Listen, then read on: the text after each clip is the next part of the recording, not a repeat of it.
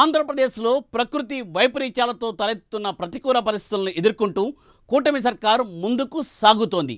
విజయవాడలో ప్రభుత్వ వరద సహాయక చర్యలను అందరూ ప్రశంసిస్తున్నారు. ఇప్పుడు విపక్ష వైసీపీ నేత మాత్రం చంద్రబాబు, పవన్ కళ్యాణ్లపై విమర్శలతో కాలం వెళ్లదీస్తున్నారు.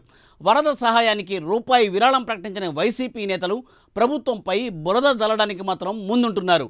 పసలేని విమర్శలు, ఆరోపణలు చేస్తూ నవ్వుల పాలవుతున్నారు.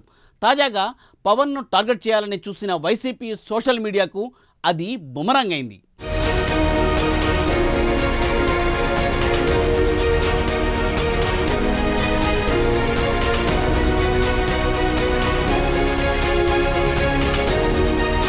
డిప్యూటీ సీఎంగా ప్రమాణ స్వీకారం చేయగానే పవన్ కళ్యాణ్ కీలక వ్యాఖ్యలు చేశారు. ఏపీ వాసుల సొమ్ము తీసుకుంటున్నానని గుర్తుంచుకుని బాధ్యతగా పనిచేయడానికి మంత్రిగా సంపూర్ణ జీతం తీసుకుంటున్నానని వెల్లడించారు. అందుకు 1000 రెట్లు వెనక్కిస్తానని కూడా ప్రకటించారు. అప్పుడే ఆయన మరో విషయం కూడా స్పష్టం చేశారు. తన క్యాంపు కార్యాలయాల ఫర్నిచర్ కోసం ప్రభుత్వ నిధులు వినియోగించనని ప్రకటించారు. అవసరమైతే సొంత డబ్బులతో కొనుక్కుంటానని స్పష్టం చేశారు.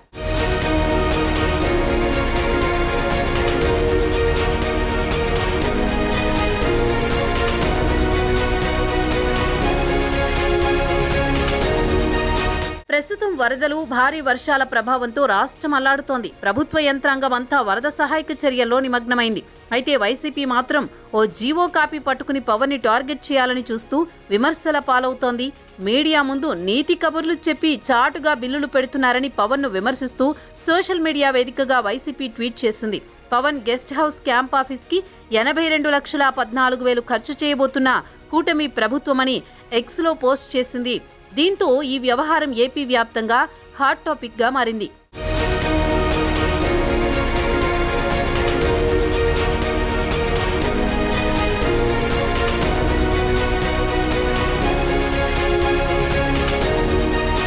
విజయవాడలోని ఉప ముఖ్యమంత్రి పవన్ కళ్యాణ్ క్యాంపు కార్యాలయంలో ఈ ఏడాది జూలై 1 నుంచి వచ్చే ఏడాది మార్చి నెలాఖరు మధ్య పారిశుద్ధ్య సెక్యూరిటీ కార్యక్రమాల నిర్వహణ కోసం ప్రభుత్వం 82,14,471 రూపాయలను మంజూరు చేసింది. పవన్ కళ్యాణ్ ఉప ముఖ్యమంత్రిగా ప్రమాణ స్వీకారం చేశాక రాష్ట్ర సచివాలయంలో ఆయనకు ప్రత్యేక ఛాంబర్ ఏర్పాటు పనులు కొంత ఆలస్యంగా పూర్తయ్యాయి. ఈలోగా పవన్ విజయవాడలోని క్యాంపు కార్యాలయంలోనే బాధ్యతలు చేపట్టారు. బాధ్యతలు చేపట్టిన రోజు నుంచి వరుసగా 3 రోజుల పాటు క్యాంపు కార్యాలయంలో అధికారిక విధుల్లో ఆయన పాల్గొన్నారు. ఆ తర్వాత పవన్ ఎక్కువగా మంగళగిరిలోని జనసేన పార్టీ ప్రధాన కార్యాలయంలోని సమీక్షలు నిర్వహించారు.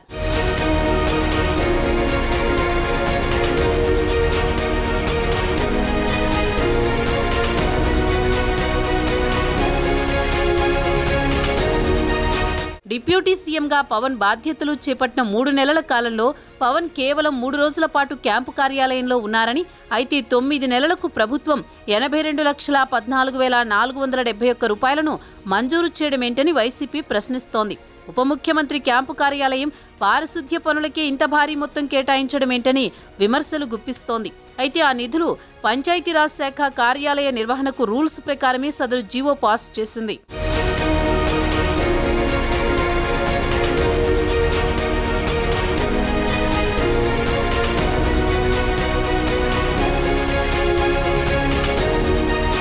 గెస్ట్ హౌస్ క్యాంప్ ఆఫీస్ నిర్వహణకు 82,14,000 మంజూరు చేసినప్పటికీ అవి కేవలం పారిశుద్ధ్య సిబ్బంది, అటెండర్లు, సెక్యూరిటీ సిబ్బంది కోసం విడుదల చేసిన నిధులని పవన్ కళ్యాణ్ కూడా స్పష్టం చేశారు. తన ఆఫీసుకు ఒక్క రూపాయి కూడా వద్దని గతంలో స్టేట్మెంట్ ఇచ్చినట్టు పవన్ గుర్తు చేశారు.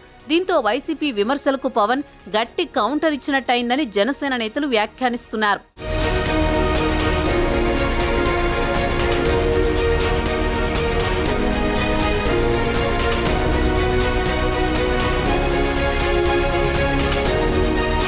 వరద బాధితులను ఆదుకునేందుకు పవన్ కళ్యాణ్ భారీ విరాళాన్ని ప్రకటించి మొత్తం పొలిటీషియన్లకే ఆదర్శంగా నిలిచారు. 2 రాష్ట్రాల ముఖ్యమంత్రి సహాయ నిధికి 1 కోటి చొప్పున విరాళమిస్తున్నట్లు ప్రకటించారు. అలాగే వరద ప్రభావంతో దెబ్బతిన్న ఏపీలోని 400 పంచాయతీలకు ఒక్కోదానికి 1,00,000 చొప్పున 4 కోట్ల సొంత నిధులను విరాళంగా ప్రకటించారు. ఆ సొమ్మును నేరుగా ఆయా పంచాయతీల బ్యాంకు ఖాతాలకు జమ చేస్తామని పవన్ పేర్కొన్నారు.